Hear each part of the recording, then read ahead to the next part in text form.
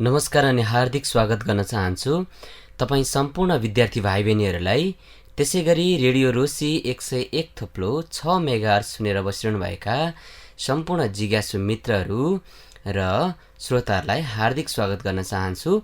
म उत्तम सुन्दास, तपाईहरुकै विज्ञान शिक्षक। विद्यार्थी भाइ बहिनीहरू, तपाईहरुलाई कुनै पनि जिज्ञासा प्रश्न भएमा विज्ञान विषयसँग सम्बन्धित कक्षा 7 को विज्ञान विषयसँग सम्बन्धित कुनै पनि जिज्ञासा प्रश्न भएमा तपाईहरुले टिप्पणी गर्न सक्नुहुनेछ र ती जिज्ञासा र प्रश्नहरू मलाई फोन अथवा एसएमएस मार्फत तपाईले सोध्न सक्नुहुनेछ।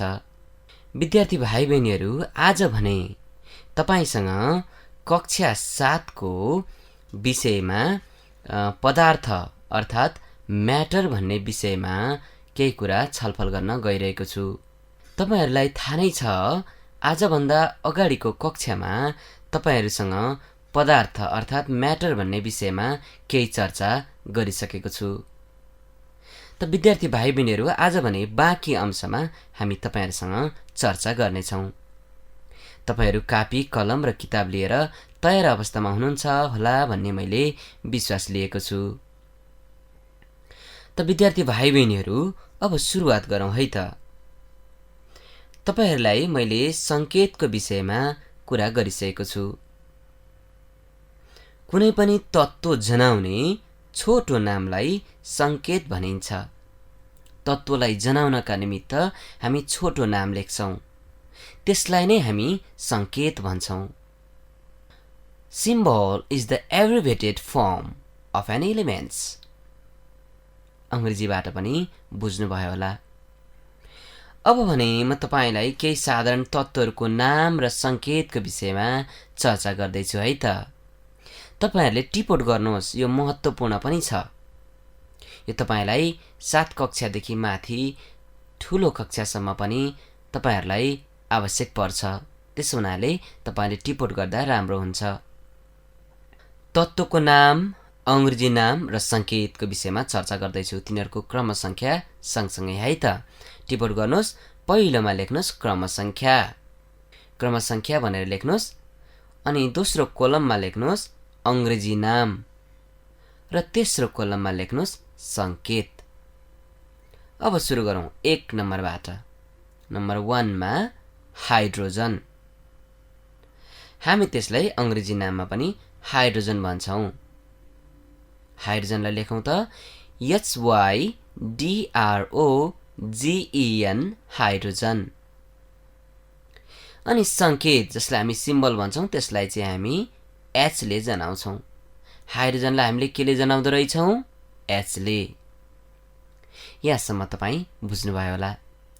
त्यसैगरी दोस्रो नम्बरमा लेख्नुहोस् हिलियम। हेलियम लेख्नुभयो? अंग्रेजीमा त्यसलाई लेख्छौं हामी HELIUM हेलियम। HELIUM helium. संकेतमा हामीले त्यसलाई जनाउनलाई HE लेख्छौं। HE भनेको हेलियम हो भनेर बुझ्नुपर्छ। अब त्यस्तै गरी हेर्नुस् है त। अब तेस्रो नम्बरमा लिथियम।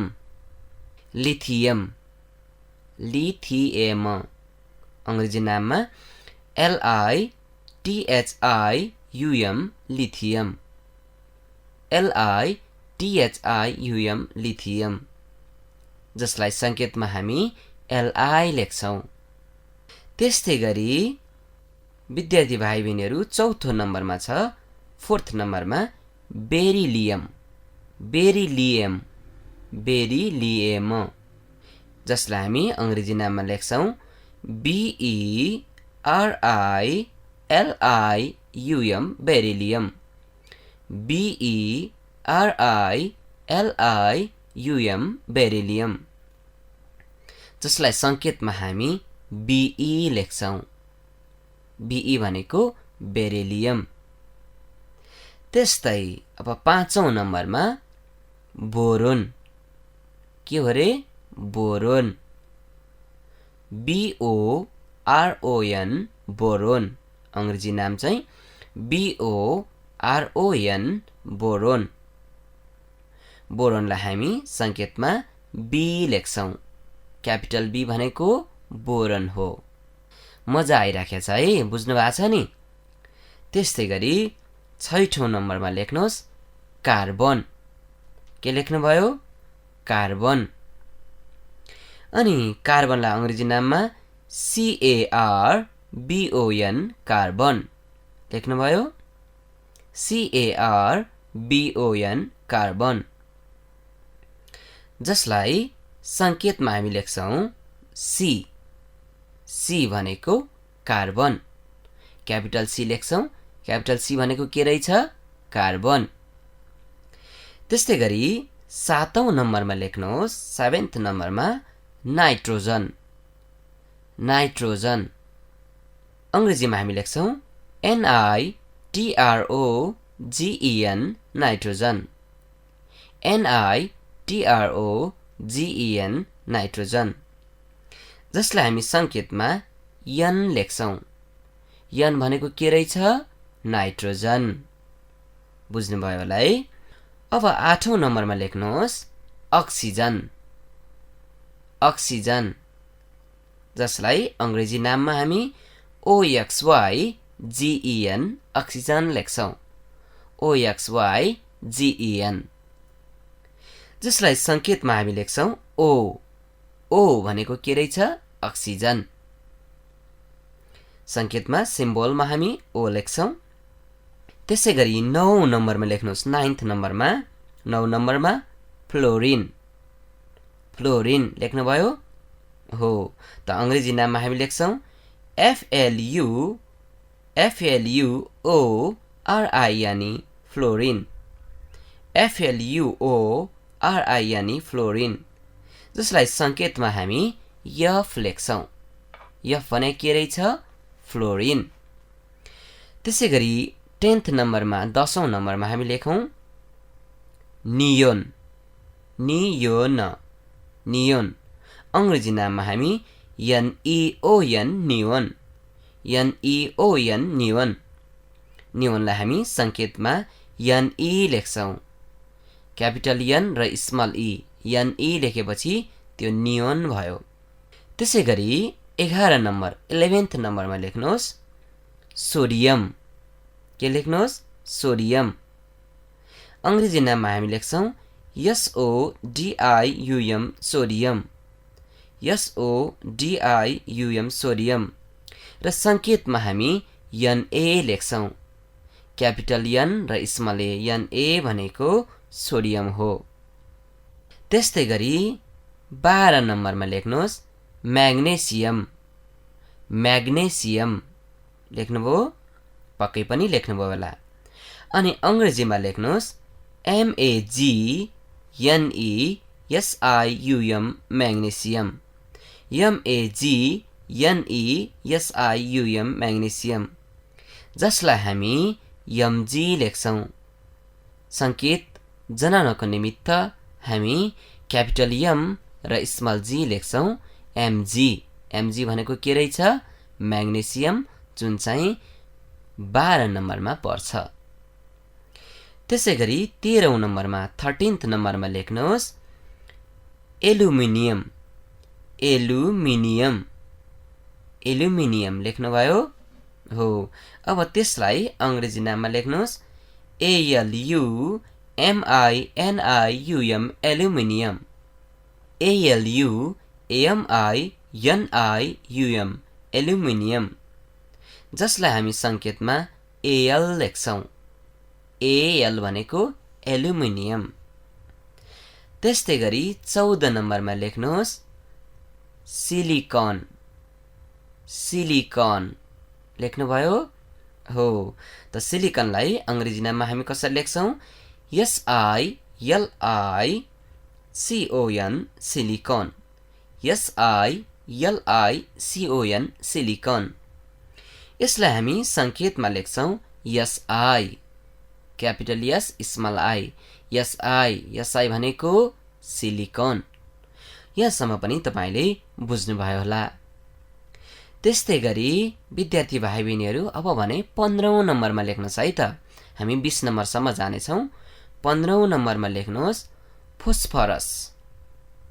phosphorus phosphorus लेख्नुभयो अंग्रेजी नाममा लेख्नुहोस् PHOS PHOROUS phosphorus PHOS PHOROUS phosphorus phosphorusलाई हामी संकेतमा P लेख्छौं त्यसैगरी 16औं नम्बरमा लेख्नुस् है त 16औं नम्बरमा लेख्नुस् सल्फर सल्फर अंग्रेजी नाममा लेख्नुस् SULPHUR सल्फर SULPHUR सल्फर लेख्नुभयो पक्कै पनि लेख्नुभयो होला अब सल्फरलाई हामी सांकेतिक अथवा संकेतमा हामी यस लेख्छौं के लेख्छौं यस लेख्छौं त्यसैगरी 17औं नम्बरमा लेख्नुस् क्लोरिन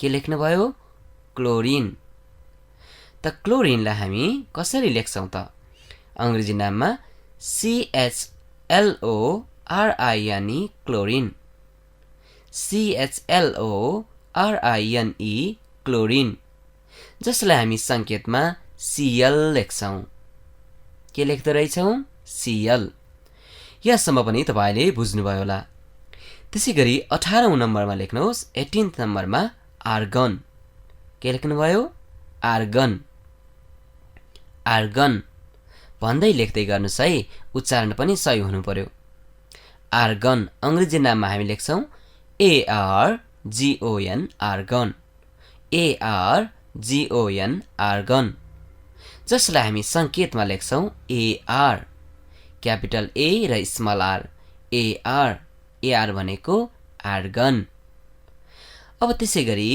19औं नम्बरमा लेख्नुहोस् पोटासियम के लेख्नुभयो पोटासियम ल कसरी लेख्ने त अंग्रेजी नाममा ल म भन्छु है त POTASSIUM पोटासियम POTASSIUM पोटासियम हो पोटासियमलाई चाहिँ हामी के लेख्छौं हेर्नुस् त पोटासियमलाई हामी के लेख्दै रहेछौं के क्यापिटल के भनेको पोटासियम हो त्यस्तै गरी 20औं नम्बरमा हामी लेख्छौं 20th नम्बरमा क्याल्सियम के पर्दो रहेछ क्याल्सियम CALCIUM क्याल्सियम लेख्नुभयो CALCIUM क्याल्सियम जसलाई हामी CA लेख्छौं संकेतमा हामी के लेख्दै रहेछौं CA भनेको क्याल्सियम हो त विद्यार्थी भाइ बहिनीहरु तपाईले 1 नम्बरदेखि 20 नम्बरसम्म तत्त्वको नाम लेख्नुभयो अंग्रेजी नाम लेख्नुभयो त्यसैगरी संकेत पनि लेख्नुभयो अब भने म तपाईलाई यौगिकको बारेमा कुरा गर्छु कम्पाउन्डको विषयमा कुरा गर्छु है त अब के होला त यौगिक भनेको के होला म परिभाषा गर्छु तपाई लेख्नुस् है त टिप्पण गर्नुस् निश्चित अनुपातमा 2 वा 2 भन्दा बढी तत्त्वहरू रासायनिक प्रतिक्रिया भई बनेको नयाँ पदार्थ नै यौगिक हो लेख्नुभयो फेरि लेख्नुस् कहीँ छुटेको छ भने निश्चित अनुपातमा 2 वा 2 भन्दा बढी तत्त्वहरू रासायनिक प्रतिक्रिया भई बनेको नयाँ पदार्थ नै यौगिक हो Compound is the combination of 2 or more than 2 elements in a fixed proportion. बुझ्नुभयो Compound is the combination of 2 or more than 2 elements in a fixed proportion. 2 वा 2 भन्दा बढी तत्त्वहरू रासायनिक प्रतिक्रिया भई बनेको नयाँ पदार्थ नै के हो त यौगिक हो अब तपाईले यहाँबाट बुझ्नु होला है त यो यौगिक भन्नाले के हो जस्तो नुन छ नि हामीले खाने नुन भनौं त्यो एउटा यौगिक हो। कसरी यौगिक हो त? How common salt is a compound. हामीले खाने नुन कसरी यौगिक भयो त? ल हेर्नुहोस् त, यसको परिभाषाबाटै हामीले बुझेका छौँ 2 वा 2 भन्दा बढी तत्त्वहरू मिलेर बन्नु पर्यो। त्यस्तै यो नुन पनि 2टा तत्त्वहरू मिलेर बनेको छ। के? सोडियम र क्लोरिन। त सोडियम र क्लोरिन मिलेर खाने नुन बन्छ। त सोडियम एउटा तत्त्व भयो, क्लोरिन अर्को तत्त्व भयो। यो 2वटा तत्त्वहरू मिलेर बनेको हुनाले नुनलाई के भनिन्छ? यौगिक भनिन्छ। Common salt is made up of 2 elements, sodium and chlorine. So, it is called compound. यहाँसम्म बुझ्नुभयो होला है? त्यस्तै गरी पानीको कुरा गरौँ। पानी पनि एउटा यौगिक हो। Water is also a compound. Why? किन होला त? किनकि पानी पनि हाइड्रोजन र अक्सिजनको निश्चित अनुपात मिली बनेको हुन्छ। हाइड्रोजन एउटा तत्त्व भयो, अक्सिजन अर्को तत्त्व भयो। हो, यी 2टा तत्त्वहरू मिलेर के बन्छ त? पानी बन्छ। त्यसो हुनाले पानीलाई पनि हामी यौगिक भन्छौँ। तपाईले बुझ्नुभयो होला है यहाँसम्म। अब कुरा गरौँ तत्त्व र यौगिक बीच के फरक हुन सक्छ? Differences between element and compound. ल म भन्छु है त। तत्त्व हेर्नुहोस् त, एकै किसिमका परमाणु मिली बनेको हुन्छ। तत्त्वहरू चाहिँ एकै किसिमका परमाणुहरू मिली बनेको हुन्छ। तर यौगिक अर्थात् एलिमेन्टहरू चाहिँ एउटै किसिमका परमाणुहरू, एउटै किसिमका एटमहरू मिलेर बनेको हुन्छ। तर यौगिक भनौँ कम्पाउन्ड चाहिँ 2 वा 2 भन्दा बढी तत्त्वहरूका परमाणुहरू निश्चित अनुपातमा मिली बनेको हुन्छ। यौगिक हुनको लागि चाहिँ 2 अथवा 2 भन्दा बढी। To be a compound 2 or more than 2 atoms of an elements are required. त्यसै गरी तत्त्वलाई रासायनिक प्रतिक्रियाद्वारा अन्य सरल वस्तुमा टुक्र्याउन सकिँदैन। रासायनिक प्रतिक्रियाले तत्त्वलाई त्योभन्दा सानो सरल तत्त्वमा के गर्न सकिँदैन? टुक्र्याउन सकिँदैन। तर यौगिकलाई चाहिँ रासायनिक प्रतिक्रियाद्वारा सरल वस्तुमा टुक्र्याउन सकिन्छ। Compound can be simplified. तर compound can be break down, but elements cannot be break down into simpler form by chemical means. जस्तै पानी, नुन, चिनी चाहिँ कम्पाउन्ड हुन्, यौगिक हुन्।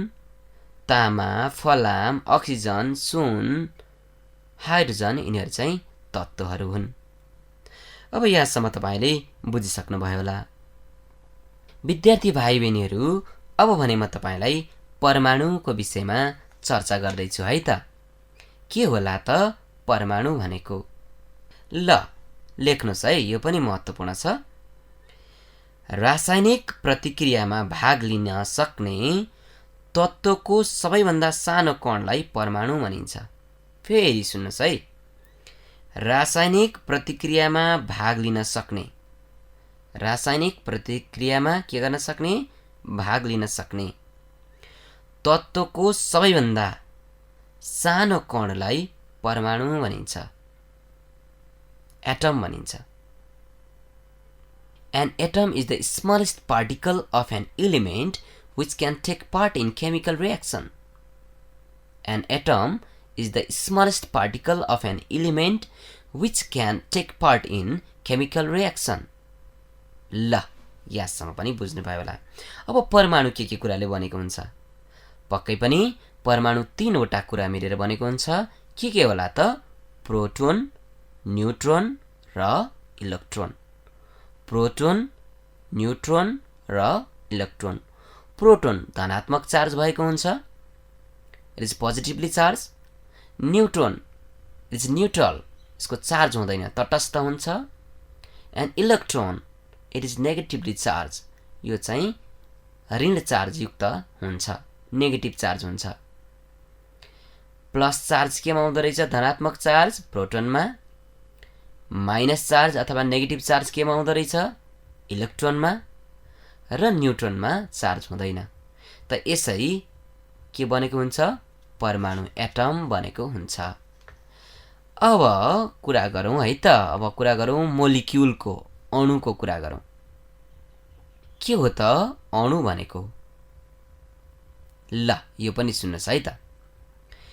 तत्त्व वा यौगिकका सबै गुणहरू यथावत कायम रहने सबैभन्दा सानो कणलाई अणु भनिन्छ, मोलिक्युल भनिन्छ। तत्त्व वा यौगिकका सबै गुणहरू यथावत कायम रहने सबैभन्दा सानो कणलाई अणु अथवा मोलिक्युल भनिन्छ। ल यो पनि बुझ्नुभयो होला भन्ने मैले विश्वास गरेको छु। विद्यार्थी भाइ बहिनीहरू, अब तपाईलाई म बताउन गइरहेको छु, अणुसूत्रको विषयमा कुरा गर्न गइरहेको छु। Let me discuss something about molecular formula. के हो त अणुसूत्र भनेको? ल यसको पनि म बताउँछु है त, तपाईले सुन्न सक्नुहुनेछ। अणुसूत्र, ल सुन्नुहोस् त। कुनै रासायनिक पदार्थलाई जनाउने तत्त्वहरूको संकेत समूहलाई अणुसूत्र, मोलिकुलर फर्मुला भनिन्छ। कुनै रासायनिक पदार्थलाई जनाउने तत्त्वहरूको संकेत समूहलाई अणुसूत्र भनिन्छ। बुझ्नुभयो? कुनै रासायनिक पदार्थलाई जनाउन, to represent the chemical reaction, जनाउने तत्त्वहरूको संकेत समूहलाई, सिम्बोलिक फर्मलाई हामी के भन्छौँ त? मोलिकुलर फर्मुला भन्छौँ। To represent the chemical reaction, the symbolic form is called molecular formula. बुझ्नुभयो? अब जस्तो हामीले अघि नै पढिसकेका छौँ, संकेतका विषयमा तपाईसँग अघि नै चर्चा गरिसकेका छौँ हामीले। अब भने हामी पदार्थमा हुने परिवर्तनको विषयमा कुरा गर्छौँ। यो चाहिँ अझै महत्त्वपूर्ण छ। के हो त पदार्थमा हुने परिवर्तन भनेको? हेर्नुहोस् त, चेन्ज इन म्याटर भनेको के होला? पदार्थमा परिवर्तन आउनु। पदार्थमा के हुनु त? परिवर्तन आउनु। त जस्तो हामी दुईवटा कुरा गरौँ। कहिलेकाहीँ चाहिँ भौतिक परिवर्तन हुन्छ, कहिलेकाहीँ रासायनिक परिवर्तन हुन्छ। के हो भौतिक परिवर्तन भनेको? के हो रासायनिक परिवर्तन भनेको? What is physical change and what is chemical change? ल यो दुईटैको विषयमा म बताउँछु है त। ल सुन्नुहोस्, फिजिकल चेन्ज अथवा भौतिक परिवर्तन भनेको के हो? वस्तुको अवस्था फरक भए पनि गुण उही रहन्छ। पदार्थको रासायनिक गुण नबदलिने तर आकार, साइज र अवस्थामा मात्र फरकपन आउनेलाई भौतिक परिवर्तन भनिन्छ। Only change in shape and size but do not change in chemical properties. पदार्थको रासायनिक गुण नबदलिने तर आकार, साइज र अवस्था मात्र फरक आउनेलाई हामी के भन्दो रहेछौँ? फिजिकल चेन्ज भन्दा रहेछौँ। जस्तो हामी कुरा गरौँ है त, कस्तो हो त रासायनिक, कस्तो हो त फिजिकल चेन्ज भनेको, भौतिक परिवर्तन भनेको कस्तो हो त? अवस्थामा फरक आउने, आकारमा फरक आउने, साइजमा फरक आउने, साइजमा फरक आउन सक्छ। त्यो चाहिँ कस्तो खाले परिवर्तन भयो त? भौतिक परिवर्तन भयो। जस्तो हेर्नुहोस् त, हामीले एक टुक्रा बरफ लिएर केही ताप दियौँ भने पानी बन्छ। त्यही पानी चिसो बनाएर जमेर फेरि बरफ बन्छ। हो, यस प्रकारको परिवर्तनमा आकार प्रकार मात्रै परिवर्तन हुन्छ। पानीलाई चिसो बनायो भने बरफ हुन्छ, बरफलाई हामी ततायो भने पानी बन्छ। त्यो हुनाले पानी त पानी नै रहन्छ। त्यसो हुनाले यस्तो खाले एउटा आकारमा मात्रै परिवर्तन आउँछ भने त्यसलाई हामी भौतिक परिवर्तन भन्छौँ। तर अब कुरा गरौँ, एउटा पदार्थको गुण परिवर्तन भई भिन्न गुण भएको पदार्थ बन्ने अवस्थालाई रासायनिक परिवर्तन भनिन्छ। अर्थात् वस्तुको अवस्था र गुण दुवै फरक हुनुलाई रासायनिक परिवर्तन भनिन्छ। टिप्पण गर्नुभयो? वस्तुको अवस्था र गुण दुवै फरक हुन्छ। वस्तुको अवस्था र गुण दुवै फरक भएपछि त्यसलाई हामी रासायनिक परिवर्तन भन्छौँ। जस्तो कुरा गरौँ न, हामी कागज बालेर हेरौँ त, कागज के भन्छ? अब खरानी। अब खरानीलाई हामी कागज बनाउन त सक्दैनौँ। हो, यसरी एउटामा परिवर्तन भइसकेपछि पुनः फर्काउन नसकिने त्यसलाई हामी भन्छौँ रासायनिक परिवर्तन, that is chemical change that cannot be reversed back. Chemical change is a such change in which both the properties and states are changed and it cannot be reversed back. यसलाई हामी फेरि के गर्न सक्दैनौँ त, फर्काउन सक्दैनौँ। बुझ्नुभयो होला है? कागजलाई बालेपछि कागज त धुलो हुन्छ, धुवामा परिवर्तन हुन्छ, खरानी हुन्छ। त्यो खरानीलाई हामी फेरि कागज बनाउन सक्छौँ त, सक्दैनौँ। त यो कस्तो खाले परिवर्तन भयो त? रासायनिक परिवर्तन, केमिकल चेन्ज। अब भौतिक परिवर्तनमा नयाँ पदार्थहरू बन्दैन। फिजिकल चेन्जमा no new substances or matter are formed. पानीलाई जस्तो हामी चिस्यायौँ, बरफ भयो, बरफलाई ततायौँ, पानी भयो, नयाँ कुरो त बनेन। र यसलाई हामी फेरि परिवर्तन गर्न सक्ने भयौँ। पानीलाई हामी चिस्याएर बरफ पनि बनाउन सक्छौँ, बरफलाई फेरि तताएर पानी पनि बनाउन सक्छौँ। यो फिजिकल चेन्ज भयो। तर जब कागजलाई हामी बालेर खरानी बनाउँछौँ, त्यो खरानीलाई हामी फेरि कागज बनाउन सक्दैनौँ। त्यो चाहिँ केमिकल चेन्ज भयो। त्यो चाहिँ केमिकल चेन्ज अथवा रासायनिक परिवर्तन चाहिँ स्थायी हुन्छ, इट इज पर्मानेन्ट। तर भौतिक परिवर्तन अथवा फिजिकल चेन्ज चाहिँ अस्थायी हुन्छ, इट इज टेम्पोररी। भौतिक परिवर्तन के हुँदो रहेछ? टेम्पोररी हुँदो रहेछ। रासायनिक परिवर्तन के हुँदो रहेछ? स्थायी हुँदो रहेछ। त विद्यार्थी भाइ बहिनीहरू, आज भने हामीले यहाँसम्म छलफल गऱ्यौँ। तपाईँ सम्पूर्ण विद्यार्थी भाइ बहिनीहरूलाई म एकचोटि थोरै यसको सारांश दोहोऱ्याउँछु है त। ल, पिण्ड र आयतन भएका वस्तुलाई पदार्थ भनिन्छ। Those substances which has mass and volume are called matter. पिण्ड र आयतन भएका वस्तुलाई पदार्थ भनिन्छ। पदार्थहरूका तीनवटा अवस्था हुँदो रहेछन्, ठोस, तरल र ग्यास। तीनवटा अवस्था के रहेछ? 3 states of matter are solid, liquid and gas. त्यस्तै टुक्राएर अन्य सरल पदार्थ बनाउन नसकिने पदार्थलाई तत्त्व भनिन्छ। टुक्राएर अन्य सरल पदार्थ बनाउन नसकिने पदार्थलाई तत्त्व भनिन्छ। Elements are those which cannot be broken down into any other simpler form by chemical means. त्यस्तै तत्त्वलाई जनाउने यसको छोटो नामलाई संकेत भनिन्छ। Symbol is the abbreviated form to represent the elements. त्यस्तै यौगिकको कुरा गरौँ, 2 वा 2 भन्दा बढी तत्त्वहरू रासायनिक प्रतिक्रियाद्वारा मिली यौगिक बन्छ। A compound is formed when 2 or more than 2 elements are combined together. त्यस्तै गरी अब पदार्थको गुण नबदलिने अवस्थालाई हामी भौतिक परिवर्तन भन्छौँ र पदार्थको गुण बदलिनेलाई हामी रासायनिक परिवर्तन भन्छौँ। Chemical change is such a change in which new substances are formed, but physical change is such a change in which no new substances are formed. ल त विद्यार्थी भाइ बहिनीहरू, आज भने हामीले यहाँसम्म तपाईँ विद्यार्थी भाइ बहिनीसँग चर्चा गऱ्यौँ। सम्पूर्ण विद्यार्थी भाइ बहिनीहरूलाई यतिखेरसम्म रेडियो सुनेर साथ दिनुभएकोमा तपाईँ सम्पूर्ण विद्यार्थी भाइ बहिनीलाई धेरै धेरै धन्यवाद दिन चाहन्छु। त्यसै गरी रेडियो रोसी 101.6 मेगाहर्ज सुनेर बस्नुभएका सम्पूर्ण जिज्ञासु मित्रहरू र श्रोताहरूलाई धेरै धेरै धन्यवाद दिँदै प्राविधिक मित्र शोभा मगैलाई पनि धेरै धेरै धन्यवाद दिँदै अर्को कक्षामा फेरि भेट्ने बाचाका साथ अहिले तपाईँ सम्पूर्णबाट बिदा हुन चाहन्छु। सुन्दै गर्नुहोला रेडियो रोसी 101.6 मेगाहर्ज। नमस्कार।